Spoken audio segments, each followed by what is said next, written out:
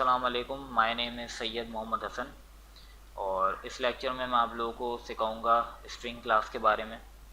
तो learning objectives क्या हैं इस लेक्चर के कि हम सबसे पहले समझेंगे और कि स्ट्रिंग क्लास क्या है, उसका पर्पस क्या है, उसका काम क्या है प्रोग्रामिंग में, और रिकॉग्नाइज करेंगे कौन से कॉमन स्ट्रिंग मेथड्स हैं जो कि स्ट्रिंग क्लास के अंदर मौजूद होते हैं और किस तरीके से उसको कॉल करना है उन मेथड्स को स्ट्रिंग ऑब्जेक्ट पे, इसके बारे में भी समझेंगे।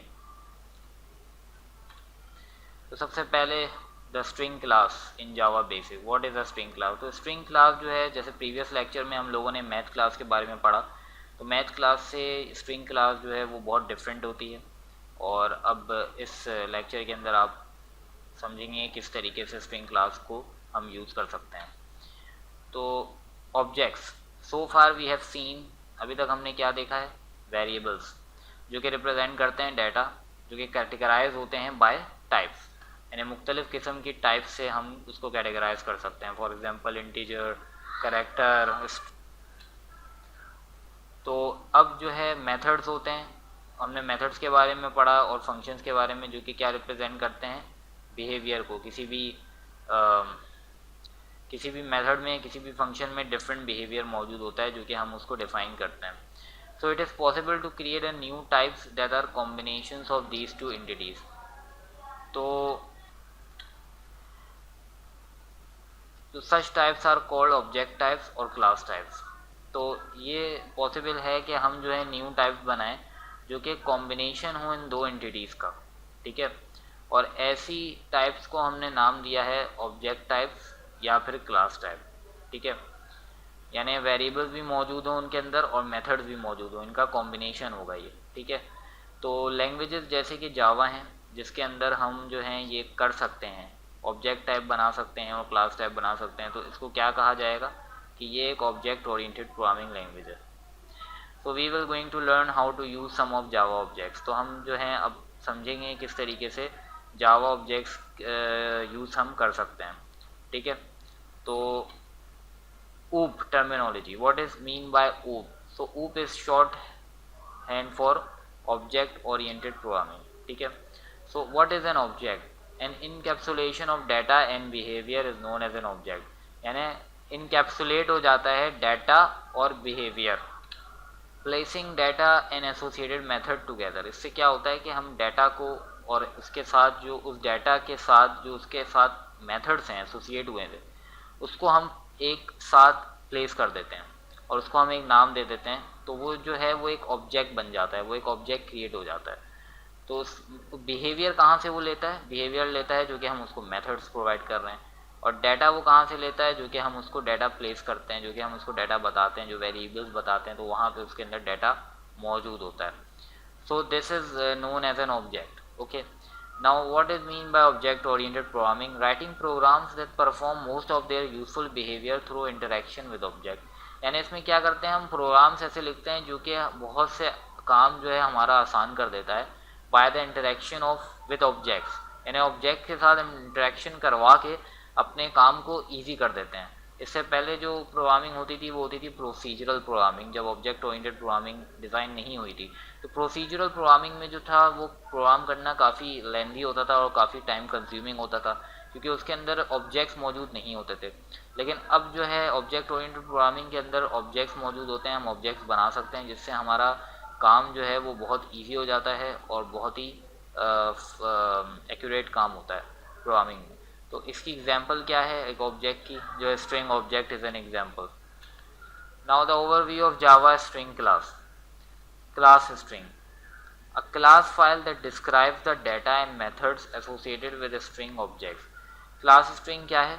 एक क्लास फाइल है जो कि डिस्क्राइब करती है डाटा को और मेथड्स को जो कि उसके साथ मौजूद होते हैं एक स्ट्रिंग ऑब्जेक्ट्स में, ठीक है। A sequence of characters method such as cat contains and split। और स्ट्रिंग ऑब्जेक्ट क्या होगा? Apple, hello world, this is a long string. So these all are the example of a string object. So basically ये क्या है? ये जावा string class का मैंने आपको ओवरव्यू दिया है, ठीक है। Now calling methods of objects. तो objects contain methods that can be called by your program. Objects में क्या मौजूद होते हैं? मेथड्स मौजूद होते हैं जो कि हम कॉल कर सकते हैं अपने प्रोग्राम में, ठीक है। For example a string method manipulate और process the text of that string in useful ways. जैसे कि स्ट्रिंग मेथड है, इसके अंदर क्या होता है? मैनिपुलेट करता है या प्रोसेस करता है टेक्स्ट को जो कि स्ट्रिंग में होता है in useful ways. We must specify which object we want to manipulate. तो हमें ये स्पेसिफाई करना पड़ता है कि कौन से ऑब्जेक्ट को हम मैनिपुलेट करना चाह रहे हैं और फिर उसके बाद मेथड का नाम हम लिखते हैं। तो you call a class method by invoking it on a class object. हम क्या करते हैं? क्लास के मेथड को कॉल करते हैं जब हम उसको इन्वोक करते हैं उसके क्लास के ऑब्जेक्ट पे। पहले हम उसका ऑब्जेक्ट बनाते हैं, उसके बाद उस क्लास के अंदर जो मेथड होता है उसको हम इन्वोक करते हैं, ठीक है। तो uses what we call dot notation. तो इसको करने के लिए, इसको इन्वोक करने के लिए हम डॉट नोटेशन यूज करते हैं। तो इसका सिंटेक्स क्या है? Object name dot method name. इस तरीके से लास्ट लेक्चर में हमने मैथ क्लास से एक्सेस करवाया था उसका method by using dot notation. Just like this हम इसके अंदर भी यही कर रहे हैं कि हमने पहले ऑब्जेक्ट का नेम देंगे, उसके बाद dot and then the method name which we want to access, and if the method name contains any argument then we need to pass in the parameters. तो हमें क्या पास करवाना पड़ेगा? पैरामीटर्स। अगर मेथड के अंदर कोई आर्ग्यूमेंट्स मौजूद हैं, अगर मेथड को खाली हमें कॉल करना है विदाउट पैरामीटर, तो हमें यहाँ पे पैरामीटर्स नहीं देने पड़ेंगे, हमें खाली यहाँ पे ओपनिंग और क्लोज करना पड़ेगा पैरेंथेसिस को। तो रिजल्ट क्या होगा? डिफरेंट होगा from one object to another. Obviously जो ऑब्जेक्ट होते हैं वो मुख्तलिफ उनमें मेथड्स मौजूद होते हैं, तो उनका रिजल्ट जो होगा वो डिफरेंट होगा एक ऑब्जेक्ट से दूसरे ऑब्जेक्ट। और ये डिपेंड करता है कि आप जो हैं वो क्या पैरामीटर पास कर रहे हैं उसके अंदर। तो the result will going to be definitely different. Now the Java string class. Java string class assign string literal CDE to a variable. अब यहाँ पे मैं क्या कर रहा हूँ? मैंने स्ट्रिंग क्लास को एक्सेस किया, फिर उसका मैंने एक ऑब्जेक्ट बनाया str1 और मैंने इस लिटरल को, स्ट्रिंग लिटरल को इसमें मैंने असाइन कर दिया इस ऑब्जेक्ट में। Now in this case what I am doing, I am concatenating and printing the CDE XYZ। मैं क्या कर रहा हूँ? मैं कॉन्केटिनेट कर रहा हूँ, उसके बाद मैं प्रिंट कर रहा हूँ CDE XYZ by using the out dot print line method. And इसके अंदर आप देख सकते हैं दोबारा मैंने इसी ऑब्जेक्ट को यूज़ किया और फिर मैंने इस ऑब्जेक्ट के बाद डॉट नोटेशन दिया यहाँ पे और फिर मैंने कॉन्कैट मेथड इसका कॉल किया और कॉल करने के बाद मैंने यहाँ पे इसको पैरामीटर पास करवाया XYZ। तो ये क्या करेगा? पहले इसके बाद CDE मौजूद है तो अब इसको इसके साथ कॉन्कैटिनेट कर देगा और फिर मेरे पास जो आउटपुट आएगा वो क्या आएगा? CDE XYZ। अब यहाँ मैं क्या कर रहा हूँ? एक्सट्रैक्ट सब string beginning eight A and ending before C। मैं एक सब स्ट्रिंग एक्सट्रैक्ट कर रहा हूँ, निकाल रहा हूँ जो कि A से शुरू हो रहा है और एंड हो रहा है C से पहले। तो ये काम करने के लिए मैं क्या करूँगा? मैंने एक स्ट्रिंग क्लास दोबारा उसका ऑब्जेक्ट बनाया string2।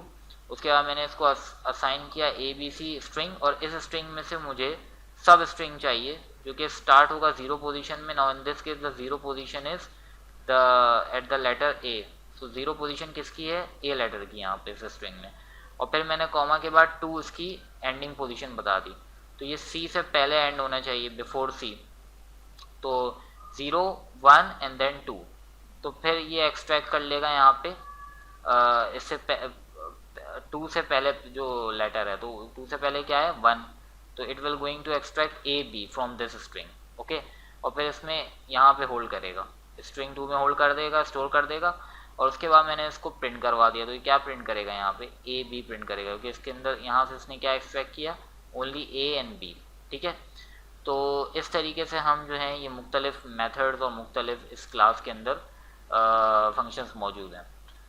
तो यूजिंग मेथड विद ऑब्जेक्ट, जैसे मैंने पहले बताया कि ये जो है यहाँ पे मैंने ऑब्जेक्ट बनाया स्ट्रिंग क्लास का, the string object that is calling the method. ये क्या कर रहा है? मेथड कॉल कर रहा है स्ट्रिंग का ऑब्जेक्ट। और उसके बाद फिर मैंने यहाँ पे the name of the method बताऊंगा कि क्या कौन सा मेथड मुझे कॉल करना है और उसके बाद जो रिक्वायर्ड पैरामीटर है वो मैं यहाँ पे पास करूँगा इसके अंदर, पैरेंथेसिस के अंदर, ठीक है।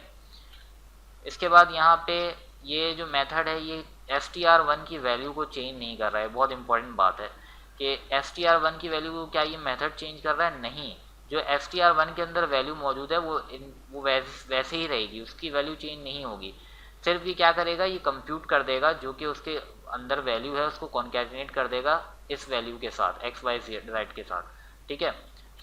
This method returns a new string that is the concatenation of string 1 and X Y Z, जो कि मैंने आपको बताया। और फिर यहाँ पे मैं क्या कर रहा हूँ, एक दूसरा मैंने एक और ऑब्जेक्ट बना लिया न्यू स्ट्रिंग का, और फिर मैं इसके अंदर इसको असाइन करवा दिया मैंने। तो now it will going to hold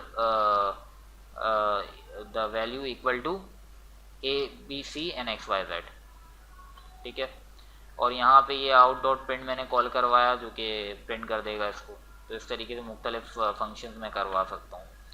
now the other example of string methods, string object name dot substring X Y.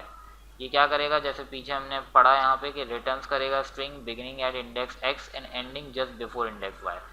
इस इंडेक्स एक्स से ये स्टार्ट होगा और इंडेक्स वाई से पहले ये ख़त्म हो जाएगा। तो सब स्ट्रिंग का काम ये होता है कि ये एक्सट्रैक्ट करती है बीच में से कोई एक स्ट्रिंग में से कोई हमें कैरेक्टर्स चाहिए हों तो उसको एक्सट्रैक्ट करना हो तो हम सब स्ट्रिंग का फंक्शन यूज़ कर सकते हैं। इसके बाद आता है हमारे पास दूसरा मेथड स्टार्ट्स विद। ये क्या करता है, returns true if the string begin with string 2। Now in this case हमें यहाँ पे पास करवाएंगे, कोई भी स्ट्रिंग पास करवा सकते हैं या कोई कैरेक्टर पास करवा सकते हैं। ये सिर्फ चेक करता है कि ये स्ट्रिंग जो है ये इस कैरेक्टर से स्टार्ट हो रहा है या नहीं हो रहा। तो और अगर हो रहा है तो ये ट्रू रिटर्न करेगा और अगर नहीं हो रहा है तो ये फॉल्स रिटर्न करेगा, ठीक है। Now the next is the length method. ये क्या करता है, रिटर्न करता है number of characters in the string object, कि कितने कैरेक्टर्स मौजूद हैं स्ट्रिंग के ऑब्जेक्ट पे, ये हमें रिटर्न कर देता है, okay, number of characters. Positions in a string, position with in a string start at 0 not 1। जो पोजीशंस होती हैं जो कि स्ट्रिंग के अंदर मौजूद होती हैं वो 0 से शुरू होती हैं। जैसे पहले भी हमने सब स्ट्रिंग के मेथड में पढ़ा कि 0 से स्टार्ट हो रही थी पोजीशन, 1 से नहीं होती, ये बात याद रखने की है। अब position is referred to as an index, और पोजीशन को हम क्या नाम देते हैं, हम इंडेक्स का नाम देते हैं। The J in Java is fun is at index 0। यहाँ पे जो जावा इज फन जो ये कि पूरी ये स्ट्रिंग है, ठीक है, यहाँ पे जे जो है, ये जो जे है ये किस इंडेक्स पे है, ये 0 पे है। ए जो है वो किस में है, 1 पे है। बी किस में है, 2 पे है, and so on and so forth, ठीक है। The 12 characters in the string Java is fun have indices 0 through 11। The index of each character shown above it. यहाँ पे आप देख सकते हैं मैंने पूरा यहाँ पे आपको बताया है कि ये जो पूरी स्ट्रिंग है ये किस तरीके से इसमें मेमोरी एड्रेस किस तरीके से ये होल्ड करेगा कि इंडेक्स वाइज, कि इसका 0 होगा, इसका 1 होगा, 2 3 and then spaces will also have their own indexes, okay. तो 4 will going to be a index for a space, and then 5 is for I, 6 is for F, 7 is for another space, 8 is for F, 9 is for U, 10 for N and 11 is for period। सही है। तो positions जो हैं string के अंदर आपको पता होना चाहिए कि पोजीशंस स्ट्रिंग के अंदर बहुत इंपॉर्टेंट होती हैं। इसके बाद हैं स्ट्रिंग के मेथड्स।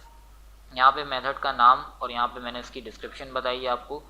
सबसे पहला है इंडेक्स ऑफ। इंडेक्स ऑफ क्या करता है, index where the start of the given string appears in this string -1 if not found. अच्छा, ये वही है कि ये क्या करता है, ये इंडेक्स को देखता है कि गिवन स्ट्रिंग जो हमने यहाँ पे स्ट्रिंग इसको दी है, क्या इसका इंडेक्स जो है वो अपेयर हो रहा है इस स्ट्रिंग के अंदर, और अगर हो रहा है तो ठीक है, अगर नहीं हो रहा तो -1 ये आपको रिटर्न करेगा। इसके बाद लेंथ होता है। लेंथ का मैंने आपको बता दिया कि वो नंबर ऑफ कैरेक्टर्स स्ट्रिंग के ऑब्जेक्ट में रिटर्न करता है। सब स्ट्रिंग का फंक्शन भी मैंने आपको बता दिया, और सब स्ट्रिंग को मैं इस तरीके से भी एग्जीक्यूट कर सकता हूँ। इसका ये मतलब होगा कि अगर इंडेक्स 2 ओमिट हमने कर दिया तो ये क्या करेगा, पूरी स्ट्रिंग को उठा लेगा। यानी अगर मैंने एक ही इंडेक्स दिया तो ये 0 से लेकर जो टिल दी एंड जितनी भी कैरेक्टर्स हैं उसमें मौजूद हैं स्ट्रिंग में, ये सारे कैरेक्टर्स उठा लेगा, ठीक है। इसके बाद है to lower case. To lower case क्या करता है, a new string with all lower case letter. ये एक न्यू स्ट्रिंग बना देता है जिसमें सारे लोअर केस लेटर्स में कन्वर्ट कर देता है। टू अपर केस जो है वो अपर केस लेटर के अंदर कन्वर्ट कर देता है इस न्यू स्ट्रिंग को, ठीक है, और रिटर्न करता है new string with in all upper case letter. इसके बाद 4 ऐड होता है जो कि इंडेक्स यहाँ पे हम बताते हैं। ये रिटर्न करता है character at the given index. जो भी हम यहाँ पे इंडेक्स देंगे उस इंडेक्स पे ये करेक्टर जो है ये रिटर्न करेगा। फॉर सपोज मैंने यहाँ पे दिया 2, तो 2 पे जो भी स्ट्रिंग के अंदर करेक्टर मौजूद है ये उसको रिटर्न कर देगा। अच्छा, इसके अलावा भी बहुत से मेथड्स होते हैं जो कि स्ट्रिंग क्लास के अंदर मौजूद हैं। आप वेबसाइट पे जाके देख सकते हैं, गूगल करें या उसके ट्यूटोरियल्स देखें, बहुत से इंटरनेट में मौजूद हैं और ज़्यादा से ज़्यादा इन्फॉर्मेशन गेन करें।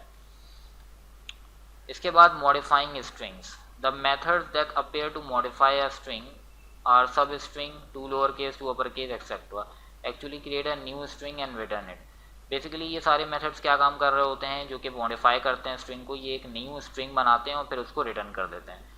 फॉर सपोज यहाँ पे मैंने एक स्ट्रिंग का ऑब्जेक्ट बनाया, उसमें मैंने एक स्ट्रिंग पास असाइन करवाई और फिर मैंने उसको अपर केस में मेथड को कॉल किया, तो ये क्या करेगा, ये एस को चेंज नहीं करेगा, जो एस में वैल्यू है वो वैसे ही रहेगी, ये बात याद रखिएगा। But it will going to return a new string and new string return करेगा ये।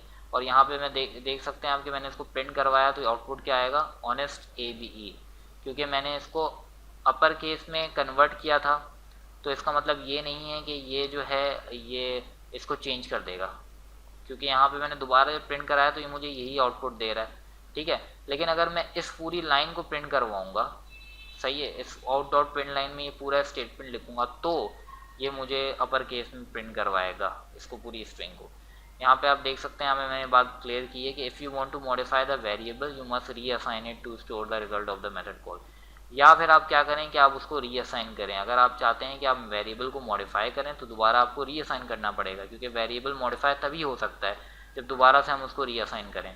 इन दिस केस मैं क्या कर रहा हूँ, मैंने इसको रीअसाइन किया। यहाँ पे आप देख सकते हैं मैंने s इक्वल टू किया है। इसका मतलब क्या है कि मैं दोबारा से s की वैल्यू को चेंज कर रहा हूँ और फिर मैं प्रिंट कर रहा हूँ, तो यहाँ पे ये ऑनेस्ट ABE कैपिटल में लेटर्स में मेरे पास आ गया। तो ये बात बहुत ही इंपॉर्टेंट है जो कि आपको पता होनी चाहिए। कंपेयरिंग टू स्ट्रिंग्स, अच्छा अब दो स्ट्रिंग्स को हम किस तरीके से कंपेयर कर सकते हैं। यहाँ पे मैंने एक स्ट्रिंग ऑब्जेक्ट बनाया A और इसको मैंने असाइन करवाया मे। स्ट्रिंग C मैंने ऑब्जेक्ट कराया, इसको भी असाइन किया मैंने मे। इसमें क्या चेंजेस हैं कि इसमें कैपिटल M है और इसमें स्मॉल m है, सही है।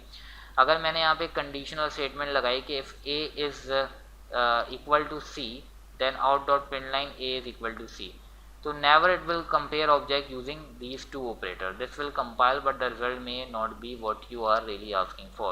तो ये कंपाइल तो कर देगा लेकिन ये रिजल्ट जो है ये वो नहीं शो करेगा जो कि जिसको हम ढूंढ रहे हैं, ठीक है, by using these operator right hair.